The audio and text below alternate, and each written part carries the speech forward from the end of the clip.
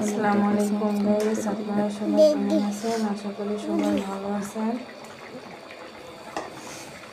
সারাদিন রান্নাবান্না করি নাই, এই কারণে কোনো ভিডিও দেওয়া হয় নাই।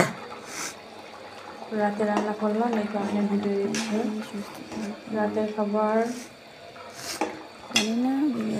পালং শাক দিয়ে, ডাল দিয়ে, মাছের মাথা দিয়ে রান্না করছি।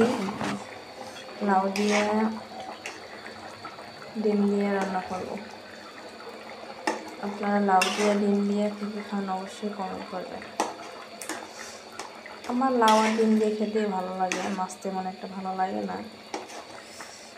কার কী দিয়ে লাউ রান্না করে খেতে ভালো লাগে অবশ্যই কমেন্ট করবেন।